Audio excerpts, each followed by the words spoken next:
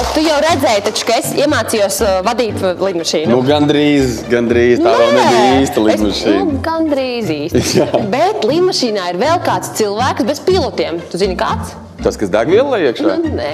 Nu, tas, kas... Stjuards, tieši tā. Stjuards, protams. Un izrādās, ka stjuards ir cilvēks vienīgais, kas var nokļūt arī pilotu kabīnē bez pilota. Jā, jo cita netiek. Skatāmies.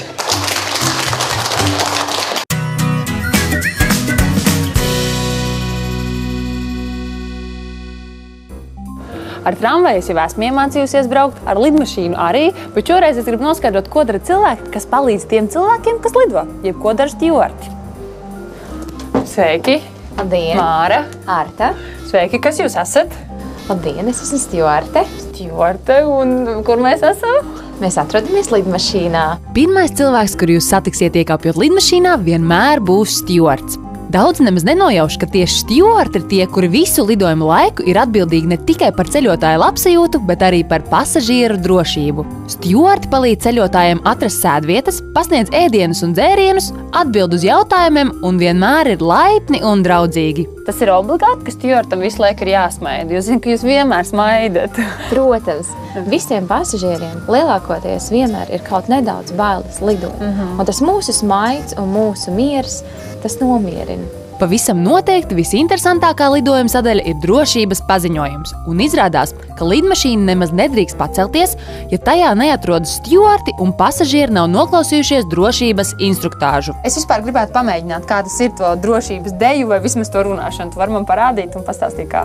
Sarunāts, tā arī darīsim. Vecākais stjuards parasti apsēžās uz šī krēsla. Labi. Tad mums ir grāmata, speciāla grāmata, no kuras mēs lasām šo paziņojumu. Labdien, dāmas un kungi, lidmašīnas kapteinis Jānis Juriņš. Jā, un apkalves veicos ar Baltika lidmašīnu. Labi, es to varu pamēģināt izdarīt. Drošības instrukcija atrodas priekšā esošā krēsla kabatā. Lidmašīnā ir 6 avārijas izejas, 2 atrodas salona priekšējā daļā, 2 vidējā virs spārniem un 2 aizmugurējā daļā. Tās apzīmētas ar gaismas zīmēm. Grīdas apgaismojums norāda ceļu līdz tām. Ārprāts, tas nav tik viegli. Gaisa spiediena pazemināšanās gadījumā automātiski atveras panelis virs jūsu krēsla un izspiež skābekļa maskas. Maskas paraušana nodrošina skābekļa piepildi. Šīs maskas ir jāuzliek uz deguna un mutes, lai nodrošinātu normālu elpošanu. Un kas ir aiz šīm durvīm? Aiz šīm durvīm sēž piloti, kuri vada lidmašīnu. Un tu vari arī tikt pie viņiem tā kā klāt, jebkurš var tikt pie viņiem klāt? Nē, lidojuma laikā pie viņiem var tikt klāt tikai stjuarti. Un kā tas notiek? Mēs nospiežam kodu. Pilots kamerās, kas atrodas pie pilota kabīnes aplūko, kas vēlas iekļūt. Tā viņi saka, jā, Mēs lūdzu. nospiežam. Un tad mēs atveram durvis, ejam pie viņiem. Protams, vienmēr sakojam, vai aiz mums, aiz muguras kāds nestāv.